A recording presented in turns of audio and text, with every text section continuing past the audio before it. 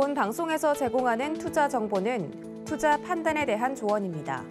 방송에서 제공하는 주식의 가치, 가격 상승 및 가격 하락에 대해서는 방송사에서 보장하지 않습니다.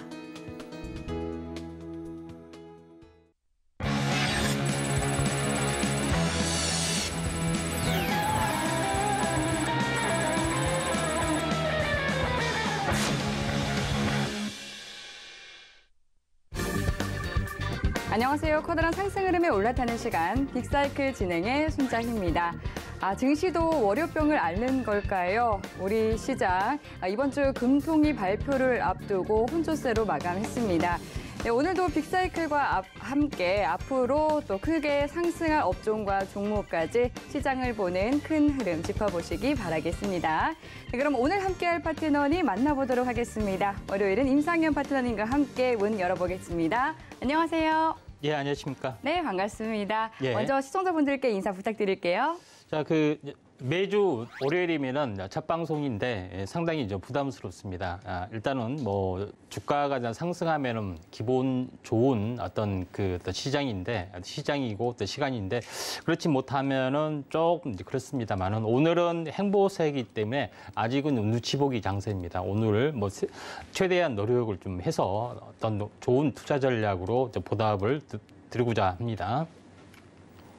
네, 방송 들으시면서 궁금한 사항들은 노란톡 들어오시면 또 파트너님과 실시간 소통 이어가실 수 있습니다. 참여하실 수 있는 방법은요. 샵 0082번으로 임상현이라고 파트너님의 성함 3글자 적어서 문자 보내주시면 노란톡 참여하실 수 있는 링크 바로 답장으로 보내드리도록 하겠습니다.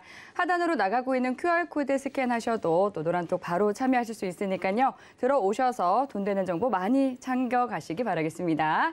네, 그럼 먼저 오늘의 마감 시황부터 또 체크해 보도록 하겠습니다. 이번 주 미국의 6월 CPI와 또 한국은행의 금통위 발표를 앞두고 엇갈린 표정으로 마무리를 했습니다. 먼저 코스피부터 짚어보시죠. 네, 오늘 코스피는 약보합권인 2,340선에 거래를 마쳤습니다. 코스피 수급 동향을 체크해보면 외국인과 기관이 동반 매도하면서 지수 하락을 이끈 가운데 개인 홀로 그 물량을 받아냈습니다. 특히 기관의 매도가 강했는데요. 이어서 업종별 움직임도 확인해 보시죠. 네, 코로나19의 재확산에 의료정밀업종과 의약품 업종의 상승이 두드러졌는데요. 반면 운수창고 업종과 섬유의복 업종이 2%대로 가장 큰 하락을 보였습니다. 다음 시총상위 12종목들도 살펴보겠습니다. 10개 중에서 절반이 하락 마감했는데요. 삼성 바이오로직스와 LG 에너지솔루션 등이 1%대 상승했고 LG화학과 네이버 등은 3%대 낙폭을 키웠습니다. 네, 이어서 코스닥 지수도 확인해 보겠습니다. 코스닥도 강보합권인 767선에 마무리가 됐는데요. 이 코스닥 수급 동향을 보면 코스피와 동일하게 기관과 외국인은 팔자세에 나섰고 개인은 매수하면서 그 물량을 소화했습니다. 네, 이어서 코스닥의 업종별 온도 체크해 보겠습니다. 제약업종이 뜨거웠고 반면 일반 전기전자와 제조업종이 부진했습니다. 네, 다음 코스닥 시총상위 12종목들의 움직임 살펴보겠습니다. 코로나19 재확산 우려로 시젠이 6% 가까이 상승했고 에코프로비엠과 LNF 등 2차 전지주들은 2%에서 3%대 약세를 나타냈습니다. 네, 이어서 환율도 체크해 보겠습니다. 원달러 환율은 재차 1,300원대를 돌파했는데요. 오늘은 3.5원 오른 1,303원 90전에 문을 닫았습니다. 네, 마감 시황에 대해서 짚어봤는데요. 오늘장에 대해서 파트너님은 어떻게 보셨을지 오늘장에 대한 리뷰 들어보도록 하겠습니다. 네, 오늘장에 대해서 분석 부탁드릴게요. 예, 지난 주말에도 약간 비슷한 시황을 이야기했는데 대체적으로 미국 시황에서 보면은 고용 지표는 상당 부분 좋은 부분들을 보여주고 있기 때문에 이 부분에 대해서는 의심의 여지는 없습니다. 그것 때문에 현재 미국 자체 내에서는 경기가 불안 국면이 아니다. 이런 부분에 대한 확실한 시그널들이 고용에서 좀 주어지고 있고요. 다만 현재 생산량이라든가 경제 성장률 둔화 이런 그 모습에서 현재 대체로 좋지는 않습니다. 그다음에 인플레이션에 대한 그 지표도 좋지는 않죠. 이것 부분들이 해당이 되는데 오늘 이제 고용 지표가 너무 좋게 나오는 부분 때문에 오히려 빅스텝 가능성들 이런 부분에 대한 어떤 확고한 어떤 의지가 있지 않느냐 하는 우려감도 없지 않아 있습니다. 제일 중요한 것은 이제 소비자 물가 지수, 그다음에 생산자 물가 지수가 이번 주죠. 이번 주 13일, 14일 연달아 이제 발표가 되기 때문에 이 두 지표가 하나 이제 중요한 시금석이지 않겠느냐 이렇게 좀 생각이 듭니다. 특별한 제 개인적인 생각은 특별한 어떤 변동사항은 없을 것 같습니다만은 만약에 어느 정도 변동성이 있으면은 아무래도 현재 그 목요일, 금요일 날 약간 충격이 올 수도 있다 이렇게 좀 생각이 듭니다. 그래서 대체적으로 보면은 특별한 변수는 뭐 존재를 하지 않는다. 그래서 이번 주는 이제 종목별 흐름 한번 눈여겨보시는 어떤 부분들이 중요하지 않겠느냐 이렇게 좀 생각이 되기 때문에 테마별 흐름들이 뭐 중요하지 않겠느냐 이렇게 좀 생각이 되고요. 또 가장 중요한 것은 대체적으로 1분기에 대한 어떤 경기 불황에 대한 부분 때문에 IT, 그다음에 이제 반도체, 그다음에 이제 전자제품 이런 부분들이 제대로 팔리지 않는 어떤 시그널들이 있었고 이게 이제 반도체로 확대되지 않느냐 이런 것이 있기 때문에 IT 부분에서는 또 반도체 일부분에서는 약간 불황 조짐이 보이지만은 현재 차량용 반도체나 다른 업황 특히 뭐 조선 에너지 대체 에너지, 뭐 재생 에너지를 뭐 포탈해서 이런 업종에 대해서는 확고한 어떤 상승 방향성이기 때문에 업종별 약간 희비가 엇갈릴 수가 있다 이렇게 좀 생각이 되고 또 제약 바이오주 측면에서는 현재 그 코로나 재유행 또는 현재 온수기 두창의 어떤 그 비상사태 선포 가능성이 이번 주 18일 날 현재 있기 때문에 요거에 대한 변수도 한번 주목을 좀 하실 필요가 있습니다. 그래서 업종별 한번 대응 전략을 잘 세우시길 바랍니다. 네, 섹터별 강세와 약세가 좀 두드러진다라고 말씀을 해주셨습니다. 이번 주 발표가 되는 이 미국과 한국의 주요 경제 지표를 앞두고 시장의 경계감이 굉장히 짙은 그런 상황인데요. 이 투자를 할 때 잘 참고를 해서 대응해 보시기 바라겠습니다. 네, 그럼 이어서 오늘 시장에 대해서 좀 더 면밀히 들여다보도록 하겠습니다. 오늘 시장에 좀 강했던 섹터는 어떤 섹터일지 화면 통해서 확인해 보시죠. 네, 오늘 장의 빅사이클 바이오 업종입니다. 네, 업종에 대한 분석과 관련 종목들까지 자세히 들여다보도록 하겠습니다. 네, 다시금 이 코로나19 재확산 조짐에 따라서 오늘 양시장에서 제약 바이오 업종이 강세를 나타냈었는데요. 보다 자세히 분석을 들어보도록 하겠습니다. 네, 오늘 바이오 업종 굉장히 강했습니다. 자세히 좀 이슈에 대해서 짚어주시죠. 예, 이제 기존에 있는 이슈가 뭐 주로 이제 부각이 되고 있는데 특히 이제 코로나 환자가 이제 전주 대비 이제 더블 스코어 차이로 다시 한번 재확산이 됐다는 거 이 부분이 가장 중요하고 여기에 또 이면적인 내용에 대해서는 현재 그 변이 바이러스의 확산이 있기 때문에 이제 기존 항체가 듣지 않을 가능성이 많다 하는 것들이 가장 첫 번째로 이제 우려 사항에 좀 해당이 좀 되고요. 두 번째 부분들은 온수기 두창 관련된 부분에서는 WHO에서 영상 화상 회의로 18일 날 소집을 해서 이제 결정을 좀 하는 어떤 상황이 되는데 이 부분들도 현재 그 물론 이제 규모 면에서는 확진자 수가 크지는 않지만은 지속적으로 이제 상승을 해주기 때문에 그 기세가 멈출 줄 모르는 어떤 흐름들이 있기 때문에 이 두 가지 부분들이 어떻게 보면은 이렇게 두 가지가 동시에 확산한다는 것은 약간 아이러니한 어떤 상황이 되지만은 현재 동시 유행 가능성도 어느 정도 내포되어 있다 이렇게 좀 생각이 됩니다. 특히 여름철에 대한 활동량이 늘어나는 부분들이 있기 때문에 일시 강세가 좀 되고 또 가을철에 약간 소강 국면, 그다음에 겨울철에 재확산 국면이 전체적으로 펼쳐질 가능성이 상당히 많이 있기 때문에 요거에 대해서 한번 그 주목을 좀 하실 필요가 있다 이렇게 좀 생각이 되는데 여기서 제일 중요한 것은 뭐냐면은 그동안에 어떤 그 현재 그 이제 코로나가 이제 잠잠해진 그 상황에서도 코로나 임상 부분들은 계속해서 진행이 됐기 때문에 이에 대한 재료를 가지고 있는 업체를 중심으로 다시 한번 반등을 좀 해줄 가능성이 많습니다. 특히 코로나 치료제 쪽에서는 현재 FDA 임상 뭐 이런 부분에 재료를 가지고 있는 부분들이 이제 한국 BNC하고 일동제약 부분들이 좀 해당이 되죠.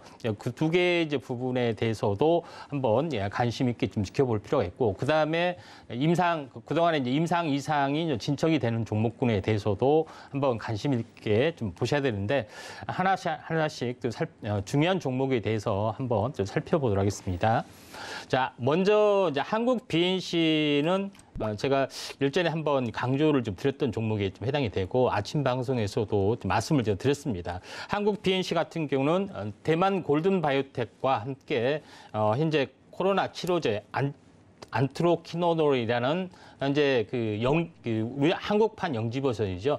대만에서 나는 버섯 종류의 하나인데, 이게 유럽에서는 현재 희귀암 쪽에 대해서 긴급 사용을 하고 있습니다. 요거에 대한 임상 실험이 지금 임상 이상까지 진행이 끝났고, 그 데이터가 현재 최종 취합이 돼서 이번에 보통 5월 달에 하기로 했는데, 이번에 최종적으로 현재 긴급 임상 승인 신청이 접수가 됐고, 또 이런 미팅 일정을 잡는다는 오늘 뉴스 때문에 한번 큰 폭의 어떤 상승들이 좀 이루어졌는데, 어떻게 보면 한국 BNC 같은 경우는 현재 물론 이제 단독 연구는 아니지만은 현재 FDA라는 임상의 재료가 굉장히 큰 상황입니다.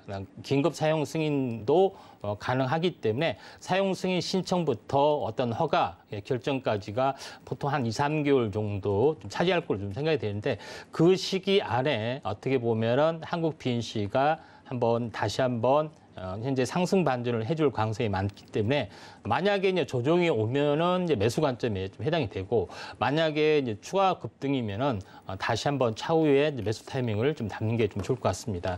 차트를 보면서 잠깐 말씀을 드려보면은 최근에 현재 이 급락을 하고 있고요. 현재 최근 차트의 모습에 대해서는 제가 자주 말씀을 드렸다시피, 현재 21선이 우상향하고 있고 5일선이 쌍바닥을 찍고 돌아섰을 때가 진짜 이제 추세 반전이라고 말씀드렸죠. 오늘 이제 장대의 양봉이 좀 나와졌습니다. 대략적으로 가격대가 6,800원에 해당이 되기 때문에 대략적으로 한 7,000원 정도가 어떻게 보면은 현재 이제 기준 바닥이고, 이게 이제 10,000원을 돌파를 했죠. 그래서 저점에서 30% 상승을 했는데, 요거를 이 박스권을 돌파를 했기 때문에 만약에 이제 추가적으로 온다면은 이제 13,000원, 13,000원에서 하나의 마디가 형성이 13,300원 또는 13,800원에서 흔들렸다가 한번 조정이 한번 크게 들어줄 확률이 상당히 많이 있기 때문에 그 단기 고점에 대해서는 한번 현재 13,300원 또 13,800원에서 약간 흔들릴 가능성이 상당히 많이 있다, 이렇게 좀 생각이 됩니다. 그래서 첫 번째 종목으로서는 한국 BNC를 우리가 눈여겨 보셔야 할 것 같고요. 두 번째 종목으로서 현재 두 번째 종목은 사실 현대바이오입니다. 현대바이오 같은 경우는 아직 오르지 않았기 때문에 이것이 한번 크게 이제 상승을 해줄 확률이 많은데, 현대바이오는 국내 임상 2A상을 좀 진행을 하고 있고요. 국내 1상하고 2A상 동시에 이제 진행을 하고 있고, 그다음에 현대바이오의 니클로사마이드에 대한 약물 기전이 바로 온성이 투창 관련된 약물 기전에 듣는다는 논문 발표도 있고, 여러 가지 어떤 임상 실험이 있기 때문에 그걸 데이터를 기반으로 해서 미국 FDA에 이제 패스트트랙 신청을 합니다. 그래서 어떻게 임상을 하나도 안 했는데 패스트트랙 신청하느냐, 이런 어떤 의문점이 있는데, 인간에게 이제 직접적으로 투여하는 것은 윤리적으로 맞지 않기 때문에 동물에 대한 투여를 통해서 현재 임상을 가름한다는 동물 가름 규정이 있습니다. 이것 때문에 바로 이제 동물에 대한 부분들이 있기 때문에 바로 임상 긴급 사용 신청을 할 수가 있는 가능성들이 있기 때문에 현대바이오가 최근에 이제 주목을 받고 있다, 이렇게 좀 생각이 좀 됩니다. 그래서 두 가지 재료가 동시에 있기 때문에 상당히 매력적인 종목이다, 이렇게 좀 생각이 되고요. 차트로 이제 말씀을 드려보면은 이것도 21선에서 우하향하고 있고, 그다음에 5일선이 이렇게 쌍바닥에서 이제 터닝을 하고 있습니다. 근데 바닥권에서 이제 상승사패 형태가 일어났죠. 그리고 제일 중요한 것은 5일선을 따라서 지속적으로 상승을 하고 있는데 최근 차트의 흐름들을 좀 더 한번 자세히 관찰을 좀 해보면은 저점에서 보면은 5일 주기에 좀 해당이 되죠. 그래서 상승과 조정의 5일 주기, 그다음에 이 추세 반전을 했을 때, 층 돌파를 했을 때 이 망치형 양봉이 나왔습니다. 이 망치형 양봉은 흔히 말하는 즉시 추세전환, 2단 상승을 좀 알려주는 그런 흐름들이기 때문에 어떻게 보면은 이제 매수 관점에서 현재 신규 매수의 관점에서 좀 좋은 부분에 좀 해당이 됩니다. 그래서 현재 순환매로 현재 급등 또는 상한가 뭐 이런 부분도 충분히 가능한 시점에 해당이 되기 때문에 한국 PNC를 놓쳤다 하게 되면은 현대바이오를 한번 관심 있고 가지고 매매를 좀 하셔도 좀 되지 않겠냐 이렇게 좀 생각이 좀 됩니다. 그다음에 이제 세 번째 종목으로서는 물론 최근 이제 질병 테마는 아닙니다. 코로나 테마도 아니고 그다음에 온숭이 두창은 아닙니다. 다만 급성 감염 관련된 그런 이슈가 좀 있는데 오늘 뉴스로 나오는 것은 뭐냐면은 현재 차백신 연구에 있어서 어떻게 보면은 원래 이 차백신 연구소는 백신 플랫폼 기술을 이제 개발하는 업체입니다. 그런데 백신 면역 증강 물질을 현재 개발을 하고 있는데 그 플랫폼을 하고 있는데 이게 항암 효과에도 있다. 그래서 항암 치료제에도 있다는 연구 발표가 나와서 오늘 상한가를 갔다가 종가에 살짝 밀리는 관점들에 해당이 됩니다. 결론적으로는 항암 쪽, 그다음에 백신 치료제, 그다음에 백신에 대한 기술 플랫폼을 가지고 있는 업체이기 때문에 나름대로 차백신 연구소가 시세를 크게 낼 수도 있는 그런 사항이다. 이렇게 좀 생각이 듭니다. 그래서 이런 관점에서 차백신 연구소도 제가 이제 다른 프로그램에서 한번 강력하게 추천을 했던 관심주로 제시를 했던 기억이 나는데요. 다시 한번 지금 차백신 연구소는 이제 차트를 보면은 여기서 한번 크게 상승을 해줬다가 쌍봉을 보였다가 한번 급락을 했는데 저점이 낮아지는 쌍바닥에 해당이 됩니다. 다시 한번 좀 회복을 좀 한 상황이 좀 해당이 되는데 현재 차트는 약간 망가졌습니다만은 이평선으로 보시면은 60일 이평선이 이렇게 행보를 하고 있고요. 20일 이평선이 이렇게 돌파. 그다음에 여기서 지지받고 여기서 터닝을 하고 있기 때문에 만약에 이제 숨구르기 조정이 나오면은 한번 매수 관점에서 제약바이오 쪽 기술력이 있는 업체이기 때문에 한번 관심 있게 좀 지켜볼 필요가 있고요. 마지막으로 이제 진단키트 쪽은 어느 정도 상당히 많이 오르는 종목에 해당이 되는데 아직 안 오르는 종목이나 또는 미리서 많이 올라서 또 미리서 많이 조정을 보이는 종목에 좀 해당이 되는 종목이 이걸 한번 관심 있게 지켜보셔야 하는데 미코바이오메드라는 종목이 어떻게 보면은 코로나 현재 진단 키트도 있고 온숭이 두창에 대해서 유일하게 먼저 승인을 받은 업체입니다. 두 가지 병행을 쓸 수가 있고 또 제일 먼저 급등했다가 또 제일 많이 또 조정을 받았기 때문에 다시 한번 가지 않겠냐 이렇게 조심스럽게 생각이 됩니다. 휴마시스나 이런 종목군들은 많이 올라서 조정을 안 받았기 때문에 약간 불안한 부분들이 해당이 되기 때문에 미코바이오메드를 현재 공식적으로 괜찮지 않겠느냐 이렇게 좀 제시해서 이제 관심주로 가져왔습니다. 미코바이오메드의 차트의 모습을 이제 보시면은 현재 어떻게 보면은 한번 상승을 해주고 2단으로 상승을 했죠. 그리고 나서 한번 크게 무너졌던 부분에 해당이 되는데 2만 원에서 어떻게 보면은 10,000원 가까이 무너졌잖아요. 그렇죠? 그러니까 거의 50% 가까이 무너졌기 때문에 굉장히 큰 조정에 좀 해당이 됩니다. 그리고 저점에서 보면은 그렇게 많이 오르지 않는 현재 6,600원에서 한 12,000원이기 때문에 50%도 오르지 않는 어떤 가격대에 해당이 되기 때문에 지금 관점에서는 어제 오르고 그러니까 지난 주말 오르고 오늘 숨구르기이기 때문에 신규 매수 관점에서는 현재 매수 관점에서 접근할 필요가 있다. 이렇게 좀 생각이 되기 때문에 관심주로는 한 4개를 한번 지켜보실 필요가 있습니다. 네, 오늘 장에서 강했던 바이오 섹터 그리고 또 관련 종목들까지 짚어봤는데요. 최근 코로나19 확진자 수가 더블링됨에 따라서 오늘 정부에서도 코로나19의 재유행을 공식화했습니다. 이러한 코로나19 확산세가 지속이 된다면 다음 달에는 하루 20만 명에서 30만 명까지 코로나19 확진자 수가 지속이 될 수도 있다라는 경고의 목소리도 있는 만큼 개인 방역 수칙 준수에 각별히 유의를 해 주셔야겠습니다. 네, 그리고 또 유튜브로 한 시청자님께서 한국 BNC 상한가 축하합니다라고 또 임상현 파트너님의 이 종목에 대해서 말씀을 해주셨는데요. 이렇게 종목을 잘 보시는 임상현 파트너님과 함께 보다 더 자세하게 이 종목 그리고 제약 바이오 섹터에 대한 대응 전략 궁금하다 하시는 분들은요. 노란톡 들어오시면 방송 이후에도 계속해서 소통 이어가실 수 있습니다. 문자번호 샵 0082번으로 임상현이라고 파트너님의 성함 3글자 적어서 문자 보내주시면 노란톡 들어오실 수 있는 방법 상세하게 안내 도와드리도록 하겠습니다. 그리고 지금 바로 핸드폰 카메라 켜서 하단으로 나가고 있는 QR코드 스캔하셔도 노란톡 들어오실 수 있으니까요. 노란톡 들어오셔서 더 많은 정보 가져가시기 바랄게요. 네, 그럼 여기까지 오늘 시장에 대해서 정리를 해보도록 하고요. 그렇다면 앞으로는 또 이렇게 또 크게 상승하게 될 업종은 어떤 업종이 될지 화면 통해서 알아보도록 하겠습니다. 네, 화면 통해 만나보시죠. 네, 앞으로 상승하게 될 빅사이클 조선 업종 선택해 주셨습니다. 네, 업종 전망과 탑픽 종목까지 파트너님과 함께 자세하게 짚어보겠습니다. 네, 탑픽 종목은 업종에 대한 이야기를 나눈 뒤에 마지막에 공개가 되니까 끝까지 함께해 주시기 바라겠고요. 먼저 업종에 대해서 깊게 파헤쳐 보도록 하겠습니다. 네, 그럼 오늘 이 조선업을 가져와 주셨는데요. 이 선택해 주신 이유 그리고 이 관련한 이슈도 함께 짚어주시죠. 예, 조선업에 대해서 한 번도 좀 다루지는 않았고요.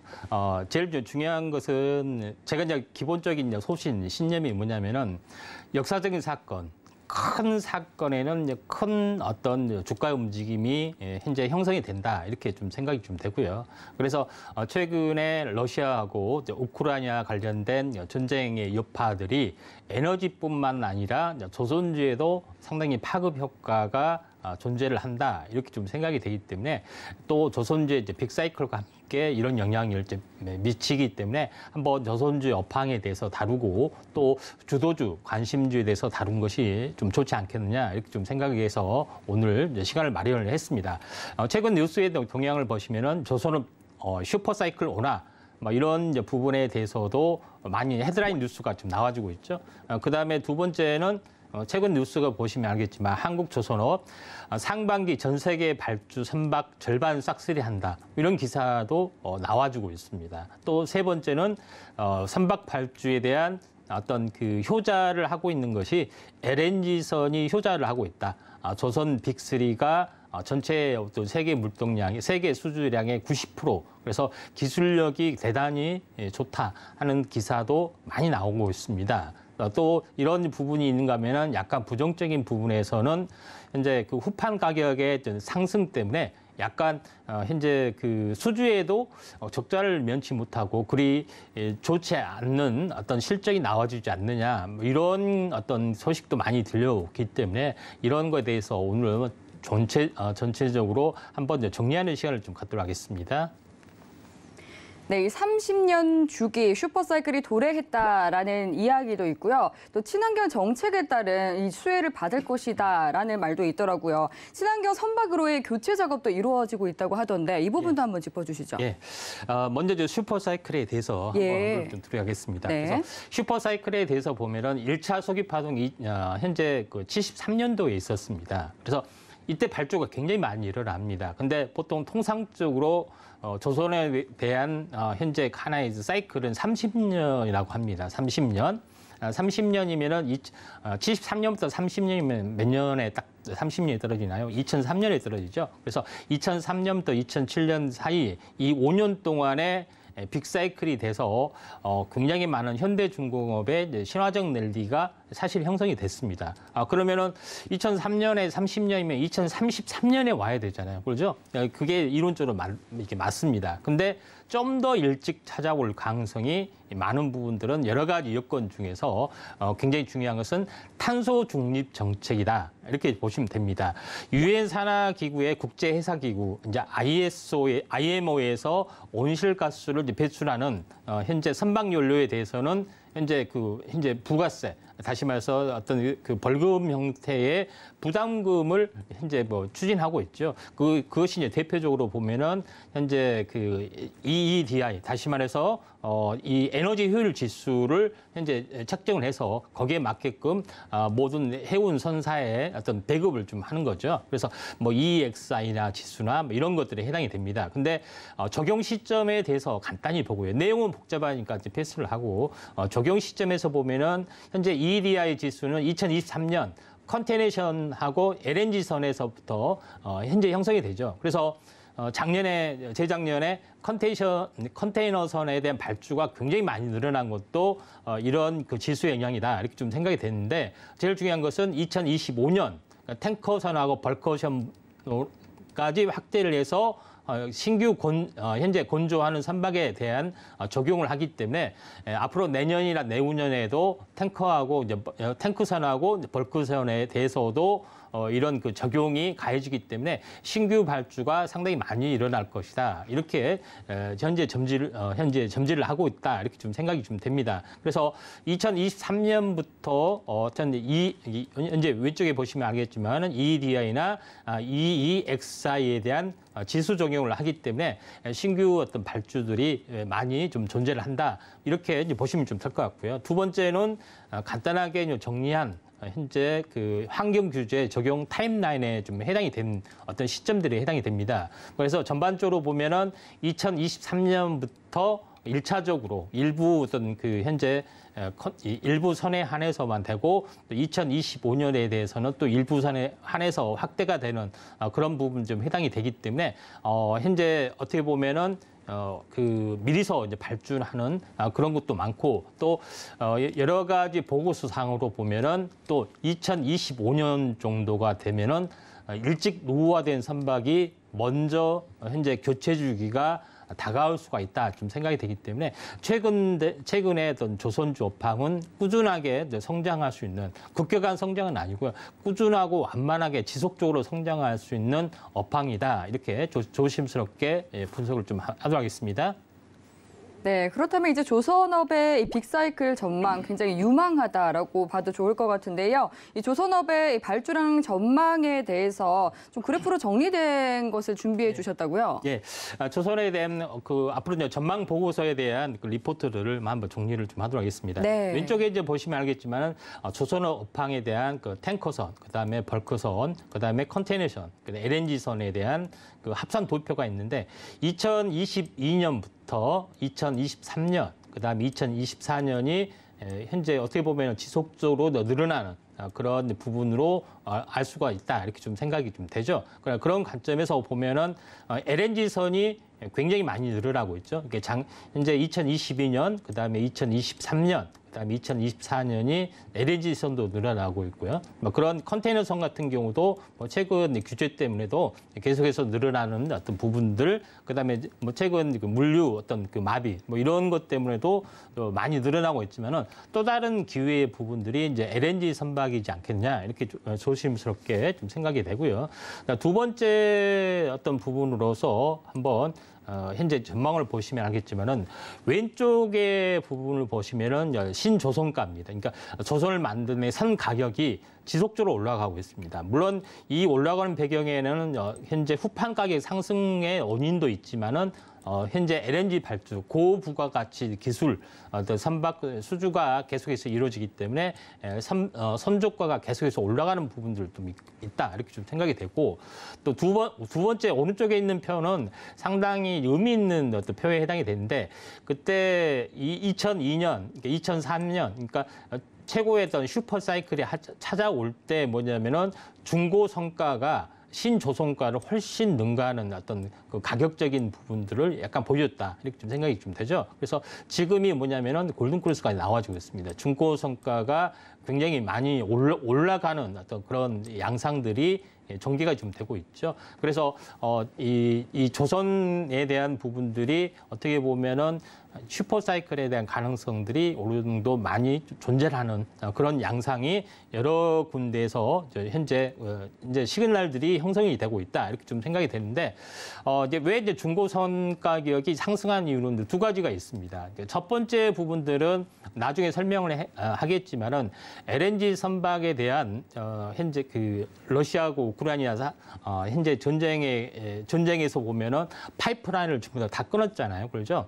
러시아에서 줄였습니다. 파이프라인을 잠갔는데 이걸 대체하기 위해서는 LNG를 그대로 수입할 수는 없어요. 왜냐하면은 현재 LNG를 수입을 하면은 현재 육상에다 또 해상에다 어떻게 보면은 저장 탱크를 만들어 주고 나서 이렇게 배송을 해야 되잖아요. 근데 이 저장 탱크를 만들려면은 보통 최소 3년 또는 기본 5년이 걸립니다. 근데 이걸 가장 빨리 만드는 방법은 뭐냐?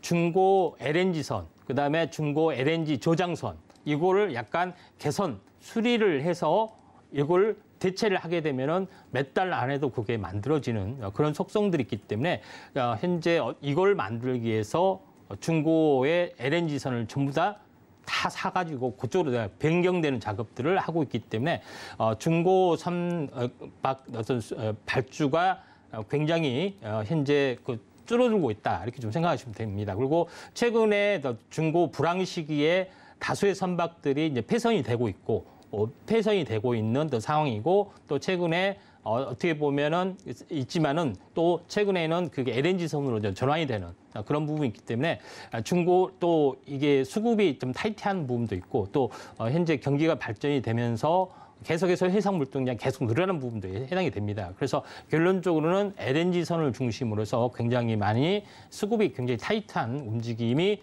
보여주고 있다는 것이 굉장히 중요한 어떤 요소다 이렇게 좀 생각이 됩니다. 네, 계속해서 이렇게 조선업의 업황은 굉장히 좋아지고 있는데요. 일감은 많은데 이 배를 만들 사람이 없는 그런 상황입니다. 이에 관해서 유튜브로도 한 시청자님께서 이 조선업의 인력난으로 인한 문제는 괜찮을까요?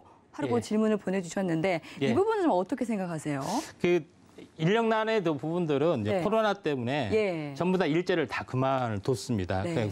두다가 코로나가 재현되면서 이제 광남에도 이런 현상이 일어났는데 네. 택시 운전이 안 돼서 네, 택시 운전기사가 다 그만뒀어요. 근데 갑자기 이제 다시 이제 그 활성화되니까 택시 운전을 할 사람이 하나도 없는 겁니다. 그런 현상도 생겨났는데 네. 이런 부분들은 좀 시간이 지나면은 다시 한번 그 회복이 좀 되리라 좀 생각이 좀 되고요. 네. 그래서 오늘은 좀 추가적으로 보면은 한국조선업이 경쟁력을 가지고 있는 어떤 이유에 대해서 네. 말씀을 드리도록 하겠습니다. 네, 궁금합니다. 첫 번째 페어 부분들은 현재 한국조선업, 그다음에 이제 중국조선업, 일본조선업에 대한 부분인데 중국조선업이 한번 이렇게 치고 올라가면서 한국조선업하고 데드크로스를 만드는 시점들이 2008년 정도 저가 수주에서 우리나라가 지게 되죠. 그러면서 중국이 이제 승승장구를 그동안 많이 해왔고 우리나라는 저가 수주를 할 수 없기 때문에 약간 침체된 늪이 펼쳐졌는데 여기서는 완전히 역전이 되게 돼 있습니다. 2016년부터 해서 기술력을 일단 일정 인정을 받았고 그다음에 LNG 발주들이 서서히 진행이 되고 있기 때문에 현재 그 시장 지배력을 서서히 회복이 좀 되고 있고 지금쯤은 거의 골든크루스가 나온 걸로 좀 생각이 됩니다. 이거는 전체 점유율을 말한 겁니다. 전체 점유율에서 그다음에 일본은 지속적으로 거의 마이너스이기 때문에 거의 자국 수주의 소규모 선박 정도밖에 만들지 못하는 그런 경쟁력을 가지고 있다. 이렇게 좀 생각이 드는데 가장 중요한 것은 고부가치선, LNG선 또 이런 걸 기점으로 해서 한국이 이제 중국을 거의 전체 수주에서는 따라잡을 확률이 상당히 많이 있다. 이렇게 좀 생각이 되고요. 두 번째는 LNG선의 동향에 대해서 말씀드리도록 하겠습니다. 이제 LNG선의 동향을 보시면 알겠지만은 오른쪽에 보면 LNG선의 이제 수주 단가, 그다음에 요걸 보시면 알겠지만은 왼쪽은 현재 LNG선, 그러니까 한국이 차지하고 있는 LNG 수주에 대한 3사에 대한 시장 점유율입니다. 그러니까 거의 90% 이상이 한국에서 수주를 하고 있다 이렇게 좀 생각이 되는데 어떻게 보면은 기술력이 현재 중국이나 일본이 뒤따라가지 못하는 그런 부분에 해당이 되기 때문에 LNG선이 비약적으로 늘으라는 건데 여기서 거의 시장을 잠식하고 있고 독식하고 있다 하는 점이 굉장히 중요합니다. 그다음에 제일 중요한 것은 LNG 운반선입니다. LNG 운반선이 먼저 발주가 되고 나중에 이중 연료선, 그다음에 LNG 추진선도 되고 있고 또 암모니아 추진선도 되고 있는데 모든 기술에서 또 자율주행 선박까지 계속해서 이렇게 나가고 있죠. 근데 그게 중국 조선을 계속 기술력으로 앞서가고 있기 때문에 한동안 기술적인 승부가 펼쳐지기 때문에 앞으로 이제 한국의 조선의 어떤 흐름들이 상당 부분 좋아질 거 좀 생각이 됩니다. 이 다음 편은 한국이 현재 LNG 선박 수주 점유율 거의 독식을 하고 있죠. 근데 한국의 이제 독식에 대한 어떤 수주 내용을 보시면은 현대중공업, 대조선해양, 삼성중공업 이런 부분들이 좀 차지하고 있다 이렇게 좀 생각이 되기 때문에 현재 중국의 후동 현재 어떻게 보면 현재 후동 조선 같은 경우는 거의 게임이 되지 않고 그다음에 LNG선을 한번 만들었다가 오랜 기간 납품도 못하고 또 해양을 하다가 어떻게 보면 중단된 사건이 되면서 전 세계적으로 경악한 사건이 일어났습니다. 역시 한국의 LNG선이다 하면서 그 사건 이후로부터는 아예 중국에 발주도 안 하고 중국도 발주를 받고 몰래 한국 선사에게 기술을 좀 더 이렇게 한다든가 그런 사건도 제하청 이런 요청도 할 정도로 LNG선은 거의 독보적인 기술이다 이렇게 좀 생각이 됩니다. 네, 국내 조선사가 이제 이 세계 수주 잔량의 1위에서 4위를 차지하고 있다라고 합니다. 그런데 이제 이 LNG선은 천연가스를 운반하는 그런 이 선박이 되는데 이제 천연가스 같은 경우는 지금 현재 러시아와 우크라이나 전쟁으로 인해서 좀 많은 영향을 받고 있습니다. 그러다 보니까 각 국가별로 이 천연가스 수급에 대한 이 다변화를 꾀하고 있는 상황인데요. 러시아 외에 천연가스를 생산하고 있는 국가를 좀 정리해 보면 좋을 것 같습니다.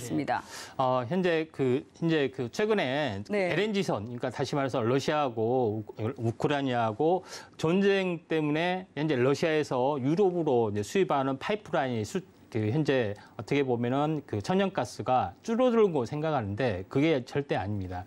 2, 3년 전부터 2017년, 2018년부터 유럽에서는 러시아에 대한 현재 파이프라인에 편하잖아요. 그렇죠? 근데 이걸 줄이기로 계속해서 현재 추진을 해왔습니다. 그래서 2016년, 17년부터 LNG선이 급증을 하고 있고 이런 사태가 터지기 전에 미리서 유럽에서는 예감을 했을 수도 있다 이렇게 좀 생각이 됩니다. 근데 제일 중요한 것은 러시아 같은 경우는 왼쪽에 이 표를 보시면 알겠지만은 야말 LNG 이쪽에 엄청난 어떤 LNG였던 현재 발굴이 좀 됐죠. 근데 현재 러시아에서는 이런 파이프라인을 가지고 전 세계의 어떤 천연 에너지의 패권을 차지하려고 하고 있습니다. 근데 이번 사태를 통해서 유럽이 전체를 이제 끊고 장기적으로 끊어나가는 어떤 그런 거고 현재 소련에서는 러시아에서는 중국의 이 시베리아의 파이프라인 가지고 중국의 파이프라인을 이렇게 돌리려는 작업들을 하고 있는데 이 돌리는 작업들이 아직까지 완공이 되지 않고 일부 어떤 수급만 되기 때문에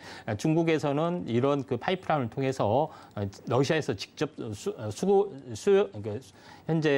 현재 수입을 하려는 그런 움직임이 보여주고 있다. 그래서 러시아에 대한 이 대부분의 어떤 수요를 현재 미국과 카타르 이런 다른 나라에서 현재 대체를 하고 있다. 이렇게 보시면 될 것 같습니다. 근데 카타르에서도 천연가스에 대한 현재 공급, 파이프라인으로 공급할 수 없는 이유가 왼쪽에 보시면 알겠지만은 카타르는 죽어도 싫다는 당교 국가들이 상당히 많이 있습니다. 사우디아라비아나 예멘, 이집트. 그러니까 파이프라인을 건설할 수가 없어요. 그리고 카타르하고 우호적인 관계인 이란, 터키만 좀 있을 뿐이다. 이렇게 좀 생각이 되기 때문에 카타르에 대한 LNG 발주가 어마어마하게 좀 증가되고 있고 최근에 그것 때문에 굉장히 떠주고 있죠. 이런 것들이 상당히 많이 있다 이렇게 좀 생각이 됩니다.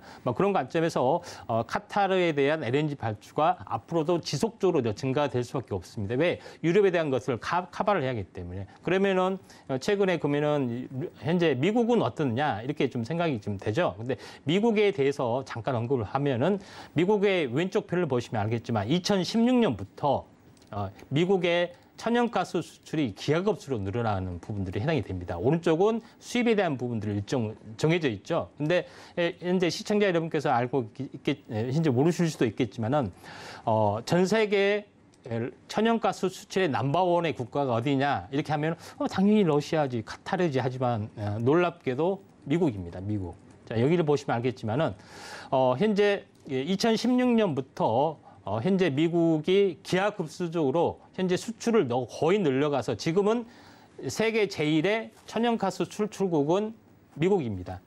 두 번째가 카타르고요. 그다음에 러시아, 호주 이렇게 좀 차지를 하고 있기 때문에 이런 나라들에 대한 LNG 발주들이 상당 부분 많이 좀 이루어질 가능성이 많다. 이런 쪽으로 한번 보실 필요가 있기 때문에 LNG 이런 수요를 다 대체하기 위해서는 앞으로도 몇 년 동안 LNG 발주들이 꾸준하게 일어날 확률이 많다. 이렇게 좀 생각이 되기 때문에 조선에 대한 업황이 계속해서 호전이 될 수밖에 없다. 이렇게 좀 생각이 좀 됩니다. 네, 한국의 LNG선이 4년 만에 올해 상반기 세계 1위를 탈환했다라는 기분 좋은 소식이 지난 6일 들려오기도 했습니다. 이 장기적 전망 또한 밝다고 하는데요. 그렇다면 어떤 기업들을 눈여겨보면 좋을지 탑픽 기업을 공개하기에 앞서서 관심 기업들 좀 추려주시면 좋을 것 같습니다. 네. 관심 기업은 2개를 하겠습니다. 네, 좋습니다. LNG라는 것은 액화천연가스잖아요. 예. 그러면은 제일 중요한 것은 온도를 낮춰야 되고 본행제입니다. 이게 또 덮는 거. 그래서 그렇군요. 본행제에 대해서 업체가 가장 큰 수혜주기 때문에 그 업체에 대해서 한번 골랐습니다. 네. 자, 먼저 한국카본이라는 업체입니다. 한국카본이라는 업체는 카본 생산한 거 아니냐? 물론 이 카본 생산합니다. 카본도 생산하고요. 산업용에 대한 카본 시트에 대한 관련된 모든 것들을 다 하고 기본적으로 다 하고 있습니다. 그리고 신규 사업으로도 여러 가지 카본 사업을 하고 있는데 부수적으로 하는 사업들이 바로 현재 어떻게 보면은 이 탄소섬유, 그러니까 LNG 운반용 단열 판넬을 생산하고 있는 업체가 한국카본입니다. 보통 동성 화인텍과 현재 시장을 거의 양분하고 있는데 왜 한국카본을 했느냐? 카본 생산도 같이 하고 있기 때문에 추가적으로 한국카본이 좀 좋지 않겠느냐 이렇게 좀 생각이 좀 되죠. 그래서 LNG 운반선의 화물창에 필요한 모든 각종 판넬 이런 것들이 있습니다. 파이프라인도 다 감싸는. 그러니까 이게 무슨 수작업으로 된 것이 아니라 모듈라처럼 제품화가 다 되어 있는 어떤 그런 부분들을 보여주고 있는데 참고적으로 내용에 대해서 이렇게 보겠습니다. 여기 보면은 보관 창고 탱크가 있죠. 이런 것처럼 모듈라처럼 이렇게 하나의 판넬처럼 이렇게 둘러싸는 어떤 본행제 재료가 좀 있습니다. 그리고 각종 현재 어떻게 보면은 현재 각종 파이프라인 감싸는 어떤 각종 내용까지도 다 타입별로 다 있기 때문에 이 본행제에 대한 시장이 굉장히 많이 이제 커지고 있고 앞으로도 커질 확률이 많이 있습니다. 그래서 한국카본을 제일 탑픽 가능성이 많다 이렇게 좀 생각이 좀 되기 때문에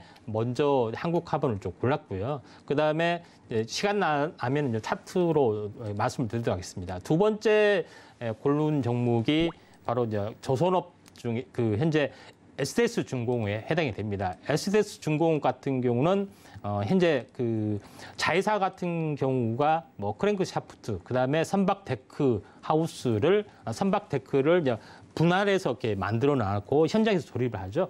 그런 부분 하청을 하는 업체의 자회사를 가지고 있고 또 최근에 물적 분할을 하고 있는 신재생 에너지, 그다음에 수소 연료 전지를 전담 개발하고 있는 SDS 에너지 솔루션도 현재 최근에 분할 상장을 좀 했습니다. 그래서 또한 뿐만 아니라 이제 선박 엔진을 주력으로 생산하고 있기 때문에 또 LNG 이중 연료 엔진 제작도 가능할 정도의 기술을 가지고 있기 때문에 하나의 수혜 업종이 되지 않겠느냐 이렇게 좀 생각이 돼서 두 개의 종목에 대해서 제가 이제 그 관심주로 좀 표현을 했고요. 그다음에 SDS 중공업과 그다음에 한국카본에 대해서 한번 그 차트적으로 보도록 하겠습니다. 요거는 현재 만들고 있는 엔진에 관련된 그런 내시 화면입니다. 잠시 차트를 보면서 잠시 말씀을 드리도록 하겠습니다. 네. 자, 여기 첫 번째 부분에서는 한국카본이라는 종목에 대해서죠. 한국카본이라는 종목에 대해서는 지금 이제 지속적으로 우상향이 되고 있기 때문에 어떻게 보면은 이제 지속적으로 급등을 하지는 않고 계속 완만하게 상승과 조정을 계속해서 반복을 좀 하고 있습니다. 지금은 현재 그 이 하단선에 좀 있죠. 그래서 하단선에 있기 때문에 이제 매수 관점에서 한번 접근할 필요가 있고요. 앞으로도 이런 그 서서히 저점이 그 현재 높아지는 이런 채널이 형성이 되지 않겠냐 이렇게 좀 생각이 좀 됩니다. 그다음에 두 번째로 보면은 SDS 중공업 좀 해당이 됩니다. SDS 중공업은 왜 골랐느냐? 물론 그 다른 이제 다른 종목군도 많이 있지만은 SDS 중공업이 시총이 한 1,000억밖에 안 됩니다. 그다음에 모든 조선 기술을 다 가지고 있는 업체에 네임 밸류에이션 상으로 보면은 너무 저평가된 종목군 중에 하나다 이렇게 좀 생각이 되고 또 과거에 한번 이렇게 키가 있게 한번 연달아 급등을 했던 전례들이 좀 있었었죠. 그래서 M&A도 휩싸이는 가능성도 많이 있고요. 또 그런 그 현재 최저점 또는 1,000억대의 어떤 그런 부분에 해당이 되는 어떤 그 저평가적인 어떤 그 중공업 업종이 해당이 되기 때문에 한번 수급적으로 한번 튀어줄 확률이 상당히 많이 있기 때문에 SDS 중공업 제시를 좀 했습니다. 네, 한국카본과 SDS 중공업 이렇게 두 가지 관심 기업을 공개해 주셨는데요. 그렇다면 오늘의 주인공 마지막 탑픽 기업 바로 공개해 주시죠. 네, 오늘 탑픽 기업은 현대중공업입니다. 아, 현대중공업이었군요. 예, 네, 예. 현대중공업에 대해서도 기업 분석과 함께 예. 또 차트까지 봐주시면 감사하겠습니다. 현대중공업 같은 경우는 네. 전체적으로 보면은 그래서 한국조선해양도 있고 많은 종목 현대미포조선도 있고 이렇게 많이 좀 있죠. 근데 우리가 하기 전에 먼저 알아야 될 부분들은 현대중공업이 현재 어떤 이걸 보면은 지배구조 계열 쪽입니다. 현대중공업 지주라는 회사도 있고요. 그 안에 한국조선해양이라는 회사도 있고.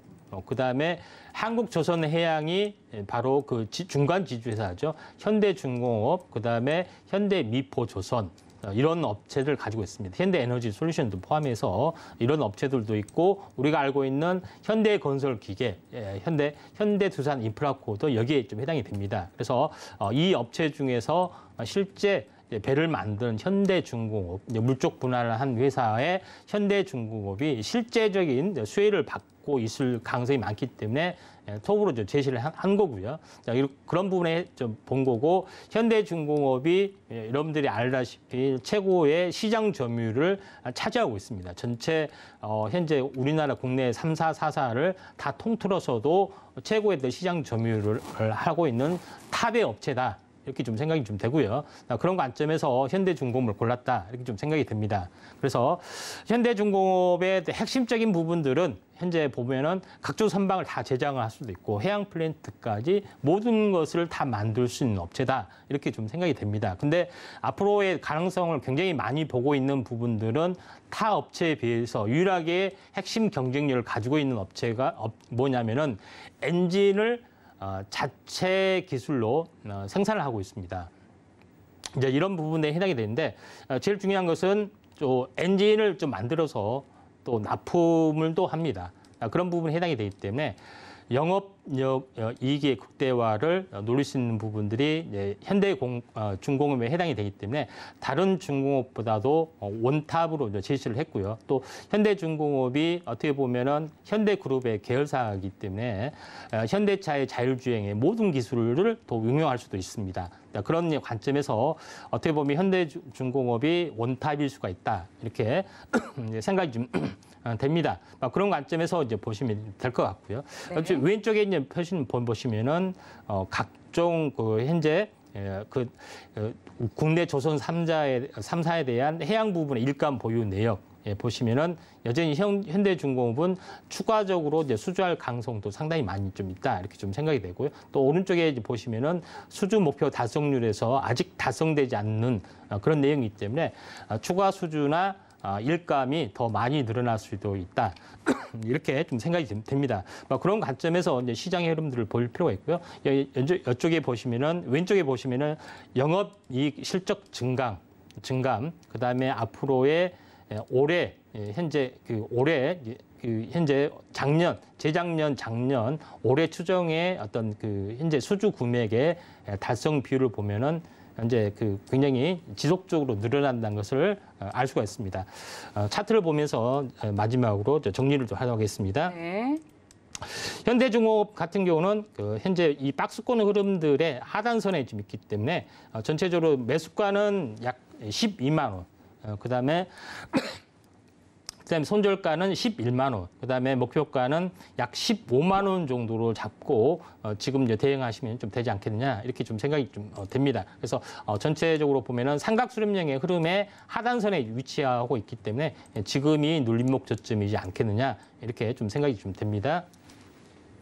네, 한국조선해양과 물적분할한 현대중공업에 대해서도 짚어주셨습니다. 보다 자세한 대응 전략 궁금하신 분들은 노란톡 들어오시면 됩니다. 문자번호 샵 0082번으로 파트너님의 성함 임상현이라고 세 글자 적어서 문자 보내주시면 노란톡 참여하실 수 있는 링크 보내드리도록 하겠습니다. 하단으로 나가고 있는 QR코드 스캔하시고 들어오셔도 되니까요. 방송 이후에도 노란톡 통한 소통 많이 이어가시기 바라겠습니다. 네, 참고로 본 방송에서 제공하는 정보는 투자 판단에 대한 조언 일 뿐 해당 상품의 가치나 수익률을 보장하지 않습니다. 서울경제TV는 자본시장 통화법을 준수합니다. 1:1 투자 상담과 유사 수신 행위 등 모든 불법 사항을 엄중히 금지합니다. 오늘 저희가 준비한 내용은 여기까지입니다. 오늘도 시청해주신 여러분 고맙습니다.